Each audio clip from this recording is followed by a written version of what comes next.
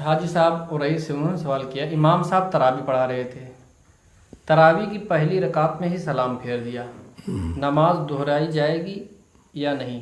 اور اگر دہرائی جائے گی تو اس ایک رکعت میں جتنے پارے پڑھے گئے اس کو بھی دہرایا جائے گا یا نہیں؟ ہمارے حاجی صاحب قریش سے سوال کر رہے ہیں کہ امام صاحب تراویح پڑھا رہے تھے اور ایک ہی رکعت میں سلام پھیر دیا۔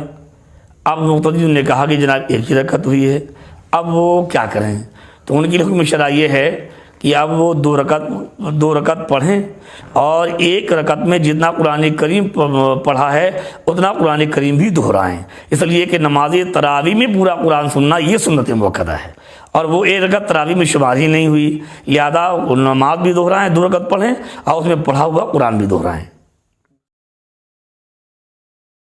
عبدالصمد صاحب للولی انہوں نے ہی سوال کیا حضور کہ ایک شخص کی فجر کی نماز قضا ہو گئی اور ظہر کا وقت آ گیا، تو اب وہ شخص پہلے ظہر کی نماز ادا کرے یا فجر؟ عبدالصمد صاحب جی، ہمارے محترم عبدالصمد صاحب للولی فتح پور سے سوال کر رہے ہیں کہ کسی کی فجر کی نماز قضا ہو گئی اور ظہر کے وقت آ گیا تو پہلے ظہر کی قضا پڑھے یا ظہر پڑھے؟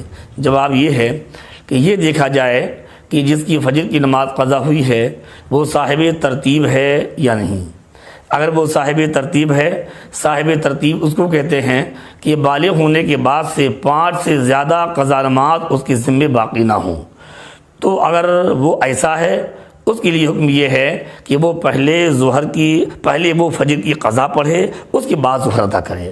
اگر ظہر کی جماعت قائم ہو چکی ہو تب بھی اس کو جماعت میں شامل ہونے کی اجازت نہیں ہے، اگر شامل ہو گیا تو ظہر کی نماز نہیں ہوگی، جب بعد کو وہ فجر کی نماز پڑھ کے ظہر پڑھے گا تبھی ہوگی۔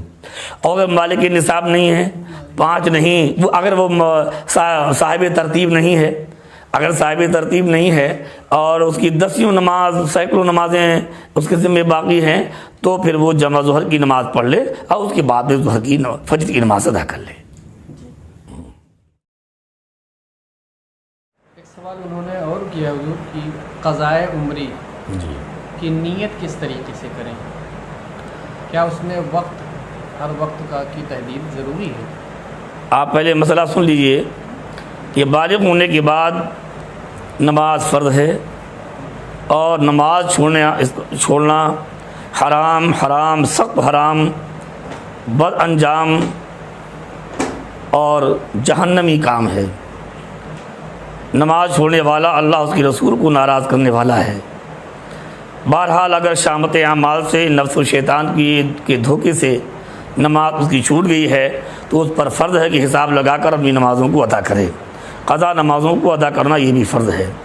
اس کا طریقہ یہ ہے کہ اپنی زندگی کی چھوٹی ہوئی نمازوں کا حساب لگا لے کہ فجر، ظہر، عصر، مغرب، عشاء کی اتنی نمازیں اتنے سال، اتنے مہینے، اتنے دنوں کی مدت پر باقی ہیں، اور پھر ساری نمازوں کو ادا کرنے کی کوشش کرے۔ مثلا فجر ہے تو یوں نیت کر لے، نیت کہ میں نے 2 رکعت نماز فرض قضا سب سے پہلی فجر کی، اور جب ظہر میں نیت کرے تو یوں نیت کرے، نیت کہ میں نے 4 رکعت نماز فرض قضا سب سے پہلی ظہر کی، ہر مرتبہ یوں ہی کہتا رہے۔ مثلا اس کی 1 مہینے کی قضا باقی ہے تو ان 30 نمازوں میں جو سب سے پہلی تھی وہ ابھی ادا ہو گئی، پھر 29 میں جو سب سے پہلی ہے اس کے بعد ادا ہو جائے گی، یوں ہی نیت کرتا رہے، اس کی اور پابندی سے ساری نمازیں پڑھ لیں، اس کی قضاء عمری ادا ہو جائے گی۔ سوال اور کیا ایک صاحب نے حضور کی عصر کی سنت کی جگہ جی، کیا عصر کی قضا جو نماز ہے وہ ادا کی جا سکتی ہے؟ ہاں میرے محترم، جن کے ذمے قضا نمازیں باقی ہوں ان کو چاہیے کہ وہ سنت غیر مؤکدہ اور نفل نمازوں کی جگہ اپنی قضا نماز ہی ادا کریں۔ مثلا ظہر میں 2 نفل ہیں، اسی جگہ 4 فرض ظہر کے پڑھ لیے جائیں، اور عصر میں 4 سنتیں غیر مؤکدہ ہیں، اسی جگہ 4 فرض پڑھ لی جائیں، مغرب میں 2 نفل ہیں، اس کی جگہ 3 فرض قضا پڑھ لی جائیں، عشاء میں 4 سنتیں غیر مؤکدہ ہیں اور 4 نفل ہیں، ان کی جگہ 4 فرض اور 3 فطر پڑھ لیے جائیں۔ یہی ان کے حق میں حکم شرع ہے کہ وہ اپنی قضا نمازیں زیادہ سے زیادہ ادا کرنے کی کوشش کریں۔ وسیم چشتی صاحب راٹ سے انہوں نے سوال کیا، کیا سحری میں تہجد کی نماز ادا کر سکتے ہیں؟ ہمارے وسیم صاحب سوال کر رہے ہیں راٹ سے کہ سحری میں نماز تہجد ادا کی جا سکتی ہے یا نہیں۔ جواب ملاحظہ کیجیے امام اعظم رضی اللہ تعالیٰ عنہ کا مذہبی مہذب یہ ہے کہ تہجد کے لیے سونا ضروری ہے. آپ عشاء کی نماز کے بعد سو جائیں اور اس کے بعد آپ کی جو آنکھ کھلی وہی عشاء کا وہی تہجد کا وقت ہے. مثلا آپ 10 بجے سو گئے اور 11 بجے آنکھ کھل گئی وہ تہجد کا وقت ہو گیا. چونکہ عشاء کے بعد آپ سو گئے اور سحری کے وقت اٹھے اب وہ آپ کی تہجد کا وقت ہے, اس وقت آپ تہجد کی نماز پڑھ سکتے ہیں. اللہم صلی علی نبیک المصطفیٰ و رسولک المرتضی و ولیک المجتبی و امینک علی وحی السماء وعلی آلہ و صحابہ وبارک وسلم. بسم اللہ الرحمن الرحیم. ایک صاحب کیا تراویح کی نماز 4 رکعت کر کے پڑھ سکتے ہیں؟ سوال یہ کیا گیا کہ 20 رکعت تراویح ہیں, کیا 4 کر کے ہم نماز پڑھ سکتے ہیں؟ تو 2 کر کے پڑھنا یہ افضل اور بہتر ہے. اگر کسی نے 4 رکعت کر کے نماز ادا کی اور ہر 2 رکعت پر قاعدہ کرتا رہا تو نماز ہو جائے گی. یہ مولانا عادل صاحب بہرائچی ہیں, انہوں نے سوال کیا کہ اگر روزے کی حالت میں کسی کی نقصیر پھوٹ جائے تو اس سے روزے میں کیا کوئی فرق؟ یہ مولانا عادل صاحب بہرائچی جو اس وقت ضلع چھترپور میں مقیم ہیں, دینی خدمات انجام دے رہے ہیں, انہوں نے یہ سوال کیا ہے اگر حالت روزہ میں کسی کی نقصیر پھوٹ جائے تو روزہ ٹوٹے گا یا نہیں. جواب ملاحظہ فرمائیے.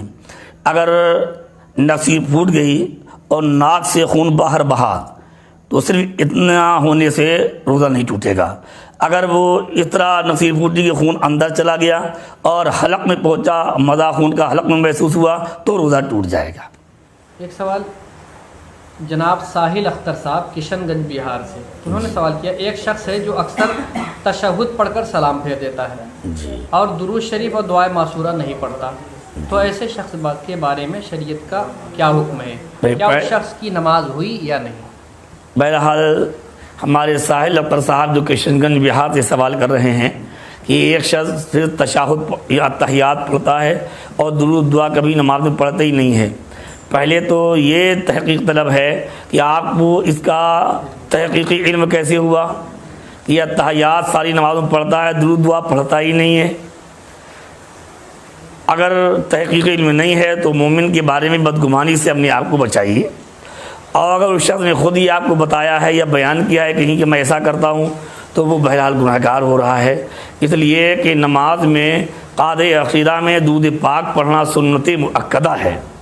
اگر وہ برابر ایسا کر رہا ہے تو یہ سنت کو چھوڑ کر اپنے آپ کو ترک سنت کی وبال میں مبتلا کر رہا ہے. نماز بئی معنی ہو جائے گی کہ نماز کا فرض ادا ہو گیا, نماز کا واجب ادا ہو گیا, لیکن ترک سنت کے وبال میں وہ شخص مبتلا ہوگا. اللہ تبارک و تعالیٰ اسے بھی ہم سب کو اپنے محبوب کی بابرکت سنتوں پر عمل کی توفیق عطا فرمائے. مولانا عمر صاحب ہیں, خطیب و امام سندلپور جامع مسجد, انہوں نے سوال کیا ہے سنت موقدہ اور سنت غیر موقدہ نماز کی ادائیگی میں کیا فرق ہے؟ ہمارے مولانا محمد عمر صاحب جو سندلپور کی مسجد کے امام ہیں, انہوں نے سوال کیا ہے کہ سنت مؤکدہ اور سنت غیر مؤکدہ دونوں کی ادائیگی میں کیا فرق ہے. جواب سنیے. سنت غیر مؤکدہ کا بہتر اور افضل طریقہ یہ ہے کہ جب آپ 2 رکعت میں تشہد پڑھنے کے لیے بیٹھیں تو التحیات بھی پڑھ لیں, درود شریف بھی پڑھ لیں اور دعا بھی پڑھ لیں, اور جب تیسری رکعت میں کھڑے ہوں تو افضل یہ ہے کہ آپ سبحانہ یعنی ثنا بھی پڑھ لیں. اور جب سنت مؤکدہ پڑھیں, مثلا ظہر کی پہلی والی 4 رکعتیں یہ سنت مؤکدہ ہیں, تو اس کا حکم یہ ہے, اس کا طریقہ یہ ہے کہ جب دوسری رکعت میں آپ تشہد میں بیٹھیں تو التحیات کے بعد آپ کو درود اور دعا پڑھنے کی اجازت نہیں ہے. اگر آپ پڑھ لیں گے تو آپ پر سجدہ سہو واجب ہو جائے گا. یہ ان دونوں میں فرق ہے. اللہم صلی علی نبیک المصطفیٰ و رسولک المرتضی و ولیک المجتبی و امینک علی وحی السماء وعلی آلہ و صحابہ وبارک وسلم. بسم اللہ الرحمن الرحیم. آپ نفیس بھائی صاحب ہیں راٹ سے, انہوں نے سوال کیا کہ روزے کی حالت میں صابن سے نہانا اور سر پر خوشبودار تیل لگانا یا ٹھنڈا تیل لگانا کیسا ہے؟ روزے کی حالت میں صابن سے نہانا, شیمپو سر میں لگانا, ٹھنڈا تیل سر میں لگانا, آنکھ میں سرما لگانا, کپڑوں میں عطر لگانا, یہ سب جائز و درست ہے. اللہم صلی علی نبیک المصطفیٰ و رسولک المرتضی و ولیک المجتبی و امینک علی وحی السما و علی آلہ و صحابہ و بارک وسلم۔ بسم اللہ الرحمن الرحیم۔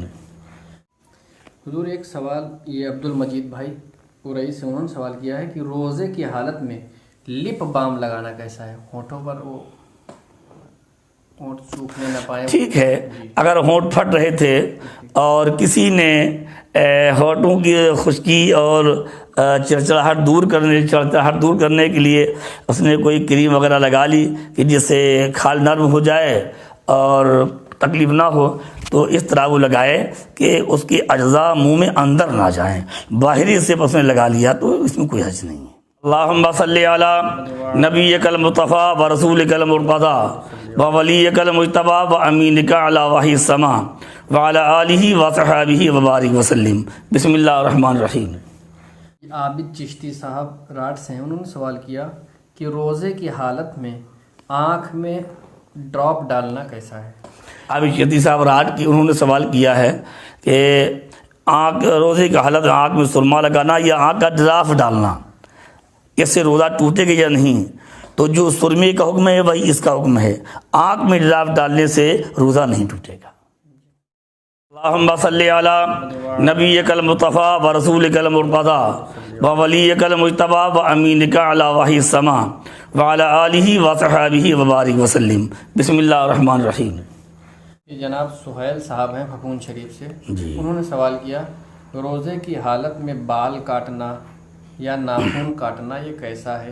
کیا بال یا ناخن کاٹنے سے روزے میں کوئی خرابی آ جائے گی؟ حالت روزہ میں بال کاٹنا، ناخن کاٹنا، بال منانا، بال چھٹانا، یہ تمام چیزیں جائز ہیں، اس میں نماز اسے روزے میں کوئی بھی خراج، کوئی کراہت، کوئی قباحت پیدا نہیں ہوگی۔ ایک اور سوال کیا ہے کہ روزے میں اگربتی کی خوشبو، عطر کی خوشبو وغیرہ سونگھنے سے روزہ باقی رہے گا یا ٹوٹ جائے گا؟ خوشبو سونگنے سے، عطر کی خوشبو، گلاب کے پھول کی خوشبو، چمیلی کی خوشبو، کوئی بھی خوشبو سونگنے سے روزہ فاسد نہیں ہوتا، روزہ نہیں ٹوٹتا۔ سوال یہ مولانا غلام محمد صاحب نے کیا ہے حضور گوبھی گنج سے جی، کہ ایک شخص روزے کی حالت میں ہے اور دھواں اس کے منہ میں چلا گیا تو اس کا روزہ باقی رہا یا ٹوٹ گیا؟ ہمارے مفتی غلام محمد صاحب گوبھی گنجوی انہوں نے سوال کیا ہے کہ روزے کی حالت میں اگر دھواں چلا گیا تو کیا حکم ہے؟ جواب یہ ہے کہ آپ بیٹھے تھے، دھواں اڑ رہا تھا اور اندر چلا گیا تو ایسی صورت میں روزہ نہیں ٹوٹے گا۔ اللہم صلی علی نبیک المصطفیٰ و رسولک المرتضی و ولیک المجتبی و امینک علی وحی السما و علی آلہ و صحابہ و بارک وسلم۔ بسم اللہ الرحمن الرحیم۔ حاجی صاحب ارئی سے ہیں، انہوں نے سوال کیا گھر پر مہمان آئے ہوئے ہیں اور ہم نے کھانا بنایا ہے، روزے کی حالت میں کیا ہم اس کھانے کو چکھ سکتے ہیں یا نہیں؟ جی، ہمارے محترم حاجی صاحب یہ ارئی سے بول رہے ہیں کہ گھر پہ مہمان آئے ہیں اور کھانا بن رہا ہے تو مہمانوں کے لیے بننے والا کھانا چکھ سکتے ہیں یا نہیں؟ دیکھیے ایسا ہے، اس صورت میں کھانا روزے دار کو چکھنے کی اجازت نہیں ہے۔ جن صورتوں میں چکھنے کی فقہاء نے اجازت دی ہے یہ ان صورتوں میں نہیں ہے۔ مثلا کوئی شوہر ہے، بڑا بد مزاج ہے، نمک زیادہ ہونے پر، مرچ کم ہونے پر پتہ نہیں زمین و آسمان کے قلابے ایک کر دے، گالی بکے، مار پیٹ کرنے لگے۔ اگر کوئی ایسا بد مزاج شوہر ہے تو بیوی کو ایسی صورت میں روزے کی حالت میں کھانا چکھ لینے کی اجازت دی ہے، لیکن کھانے کی نہیں، چکھنے زبان رکھ کے مزہ دے کر تھوک دے۔ اور یہ مہمانوں وغیرہ کی جو صورت ہے اس طرح کی صورتوں میں نہیں ہے، لہذا چکھنے کی اجازت نہیں۔ اللہم صلی علی نبیک المصطفیٰ و رسولک المرتضی و ولیک المجتبی و امینک علی وحی السما و علی آلہ و صحابہ و بارک وسلم۔ بسم اللہ الرحمن الرحیم۔ شوگر کا مریض اگر روزہ نہ رکھ سکتا ہو تو اس کے روزے کا کیا مسئلہ ہے؟ دیکھیے ایسا ہے، میں نے جانے کتنے شوگر کے مریض دیکھے ہیں کہ وہ شوگر کے مریض ہیں اور بحمدہ تبارک و تعالیٰ باقاعدہ 300 روزے رکھتے ہیں اور ان پر کوئی اثر نہیں۔ لہذا شوگر کے مریض کا روزہ معاف ہو جائے اور فدیے سے کام چل جائے، میری نظروں میں بھی ایسا نہیں ہے۔ اللہم صلی علی نبیک المصطفیٰ و رسولک المرتضی و ولیک المجتبی و امینک علی وحی السما و علی آلہ و صحابہ و بارک وسلم۔ بسم اللہ الرحمن الرحیم۔ ایک صاحب نے سوال کیا ہے حضور کہ فجر کی اذان سحری کے کتنے دیر بعد ہونی چاہیے اور جماعت کتنی دیر بعد کرنی چاہیے؟ دیکھیے سحری کا وقت ختم ہوتی ہی فجر کا وقت شروع ہو جاتا ہے۔ آپ اذان دے دیں، سحری کے وقت ختم ہوتے ہی اذان دی جا سکتی ہے، اور اتنی دیر آپ وقفہ کر لیں کہ جو نماز پڑھنے والے لوگ آتے ہیں ان کو آنے کا موقع مل جائے، جماعت میں شرکت کا موقع مل جائے۔ اتنا فاصلہ کرنے کے بعد میں من جانب شرع کوئی وقت مقرر نہیں ہے کہ اذان کے بعد اتنا فاصلہ ہونا چاہیے، 20 منٹ 25 منٹ۔ آپ اس کو دیکھ لیں کہ اتنے منٹ میں ہمارے نمازی آ جائیں گے، اس کے اتنے منٹ کے بعد جماعت کی جا سکتی ہے۔ گھر میں اگر 2-4 روز پڑھ رہے ہیں تو آپ اذان جو محلے کی مسجد میں ہو رہی ہے وہی اذان آپ کے لیے کافی ہے، اس کے بعد آپ فوراً اپنی جماعت کر سکتے ہیں۔ اللہم صلی علی نبیک المصطفیٰ و رسولک المرتضی و ولیک المجتبی و امینک علی وحی السما و علی آلہ و صحابہ و بارک وسلم۔ بسم اللہ الرحمن الرحیم۔ مفتی زید صاحب نے یہ سوال کیا ہے کہ ایک شخص روزہ نہیں رکھتا، جی، دوسرے شخص نے اس کو ترغیب دلائی کہ روزہ رکھا کرو، تو اس نے کہا روزہ وہ رکھے جس کے پاس کھانے کو نہ ہو۔ معاذ اللہ رب العالمین۔ ایسا کہنے والے کے بارے میں شریعت کا کیا حکم ہے؟ ہمارے مفتی زید رضا صاحب یہ لکھیم پور کے رہنے والے ہیں، جامعہ سمریہ کے بڑے اچھے فارغین میں ہیں، عالم فاضل اور افتامی میں فراغت حاصل ہے، اس وقت وہاں تعلیم دے دوں۔ سوال کیا ہے کہ کسی نے کہا بھائی روزہ رکھا کرو، اس نے جواب میں کہا روزہ وہ رکھے جس گھر میں کھانے کو نہ ہو۔ معاذ اللہ رب العالمین، یہ روزے کی استخفاف، روزے کی اہانت ہے اور یہ کفر ہے۔ جس نے یہ بولا ہے اس پر فرض ہے وہ توبہ بھی کرے، کلمہ پڑھ کے دوبارہ مسلمان بھی ہو، اور اگر بیوی والا ہے تو دوبارہ نکاح بھی کرے۔ اللہم صلی علی نبیک المصطفیٰ و رسولک المرتضی و ولیک المجتبی و امینک علی وحی السما و علی آلہ و صحابہ و بارک وسلم۔ بسم اللہ الرحمن الرحیم۔ جناب دلفراز احمد محبوبی، متعلم جامعہ مخدومیہ سراج العلوم جاج مئو سے، انہوں نے سوال کیا ہے کہ ایک شخص ہے جس کی طبیعت خراب ہے اور وہ روزہ رکھنا چاہ رہا ہے، مگر اس کے گھر والے اسے روزہ رکھنے سے روک رہے ہیں، تو جو روزہ رکھنے سے روکے ایسے شخص کے بارے میں شریعت کا کیا حکم ہے؟ ماشاء اللہ، کیا نام ہے ان کا؟ دلفراز صاحب۔ ہمارے دلفراز صاحب ہیں، ماشاء اللہ۔ انہوں نے ایک سوال کیا ہے کہ گھر میں ایک مریض ہے اور روزہ رکھنا چاہتا ہے، اہل خانہ اس کو منع کر رہے ہیں، تو منع کرنے پر گناہ گار تو نہیں ہوں گے؟ جواب ملاحظہ فرمائیے کہ اللہ کے نبی کی شریعت بڑی پیاری شریعت ہے۔ اللہ کے نبی نے حدیث پاک میں فرمایا یسروا ولا تعسروا، بندوں کے لیے آسانی فراہم کرو، سختی فراہم مت کرو۔ قرآن کریم نے بیماروں کو روزہ چھوڑنے کی رخصت دی ہے۔ اگر وہ بیمار ہیں، تکلیف ہے، مرض بڑھنے کا اندیشہ ہے یا کمزوری کی وجہ سے قوت برداشت نہیں ہے تو وہ روزہ چھوڑ دیں، یہ رخصت حاصل ہے، اور رمضان کے بعد اس روزے کی وہ قضا کر لیں۔ لہذا اگر مرض کی وجہ سے اہل خانہ منع کر رہے ہیں تو ایسی صورت میں منع کرنے پر وہ گناہ گار نہیں، چونکہ شریعت نے اس کی اجازت دی ہے۔ زید سحری میں نہ اٹھ سکا، جی اس کی آنکھ صبح 5:30 بجے کھلی جبکہ سحری کا وقت ختم ہو چکا تھا، جی، اسی وجہ سے وہ روزہ نہیں رہا، تو اب اس کے لیے شریعت کا حکم کیا ہے؟ کیا وہ روزے کی قضا کرے گا یا اس پر کفارہ بھی ہوگا؟ بہرحال ان سے یہاں پر غلطی ہوئی ہے۔ سحری کرنا اللہ کے نبی کی بڑی پسندیدہ سنت ہے، بلا وجہ اس کو چھوڑنا نہیں چاہیے اور سنت کی برکت حاصل کرنے کی پوری کوشش کرنی چاہیے۔ پھر بھی اگر اسے نیند آ گئی اور سحری میں آنکھ نہ کھلنے پائی، سحری کا وقت ختم ہونے کے بعد آنکھ کھلی، تو اس کو روزہ کی نیت کر لینا چاہیے تھا، اس کا روزہ ہو جاتا۔ اور اگر ایسی صورت میں روزہ نہیں رکھا، یہ خیال کر کے کہ اب روزہ رکھنے کی گنجائش نہیں رہی، تو یہ ان کی غلطی ہے، گناہ ہے، اس سے صرف قضا واجب ہوگی، اس صورت میں کفارہ واجب نہیں ہوگا۔ رمضان کے بعد ان پر فرض ہے کہ اس روزے کی قضا کر لیں اور اس گناہ سے اپنے آپ کو بچا لیں۔ جناب فصیح الدین صاحب ہیں ارئی سے حضور، انہوں نے سوال کیا ہے کہ حضرت روزے کی حالت میں روزے کے دنوں میں اگر ہمارے گھر کوئی مہمان آ جائے جی دن میں جی تو اس کو ناشتہ کھانے کے لیے پوچھنا شرعاً درست ہے یا نہیں؟ واہ، یہ ہمارے فصیح الدین صاحب چشتی اور ریبی ہیں، یہ سوال کر رہے ہیں کہ اگر رمضان شریف میں کوئی مہمان ہمارے گھر آ جائے تو اسے ناشتے کھانے کے لیے پوچھنا چاہیے یا نہیں؟ اس کا جواب ملاحظہ فرمائیے۔ جو مہمان آپ کے یہاں آیا ہے، آپ پہلے یہ دیکھیں وہ شرعی مسافر ہے یا نہیں، اور شرعی مسافر 92 کلومیٹر یا اس سے زیادہ سفر کرنے سے ہوتا ہے۔ اگر وہ شرعی مسافر ہے تو اس کو شرعاً روزہ چھوڑنے کی اجازت ہے، اللہ کے نبی کی شریعت نے اس کو روزہ چھوڑنے کی اجازت ہے۔ اگر ایسے شرعی مسافر کو آپ نے کھانا کھلا دیا، ناشتہ کرا دیا، پانی پلا دیا تو شرعاً گناہ گار نہیں ہوں گے، اور اگر وہ شرعی مسافر نہیں ہے تو نہ اس کو کھانے کے لیے پوچھنا چاہیے، نہ کھانا کھلانا چاہیے، نہ پانی پلانا چاہیے، اس پر روزہ فرض ہے، نہ آپ کو اس کو کھلانے کی اجازت ہے اور نہ اس کو کھانے کی اجازت ہے۔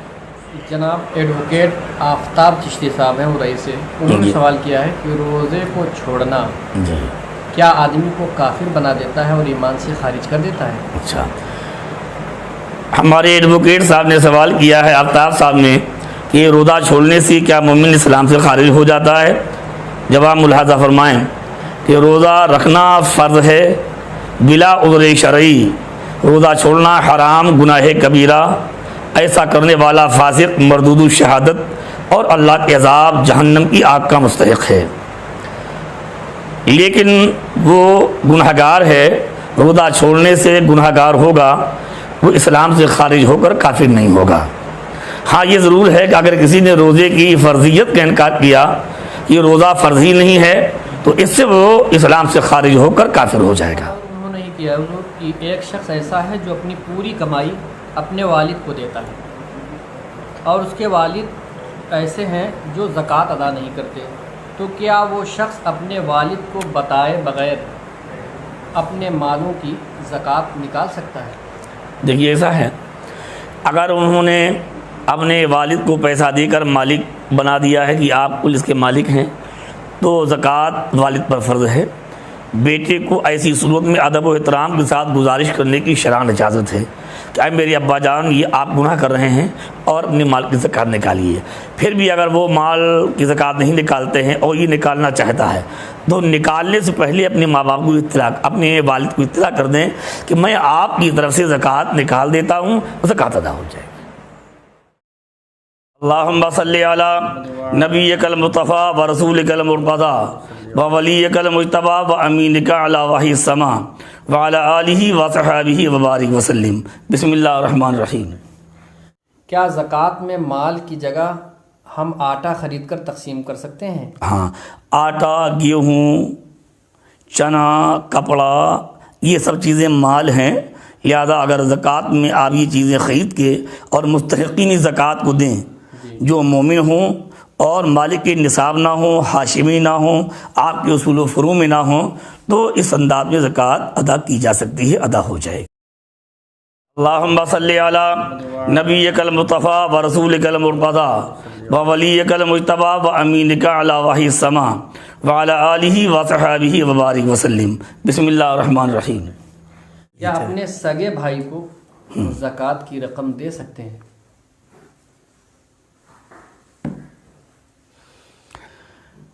دیکھیے یہ مسئلہ بڑا اہم سامنے آ گیا۔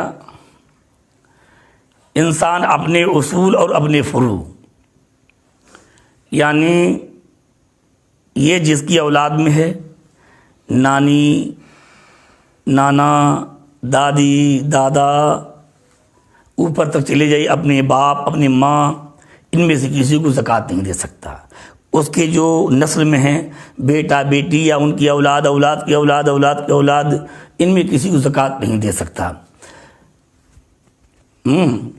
شوہر و بیوی ایک دوسرے کو زکوٰۃ نہیں دے سکتے۔ ہاشمی جو بنو ہاشم میں سے ہوں، وہ چاہے سادات اکرام ہوں اور چاہے سادات اکرام کے علاوہ دوسرے لوگ ہوں جو ہاشمی خاندان سے ہوں، مثلاً حضرت عباس کی اولاد ہو تو وہ بھی ہاشمی ہے، تو ہاشمی کو زکوٰۃ دینا جائز نہیں۔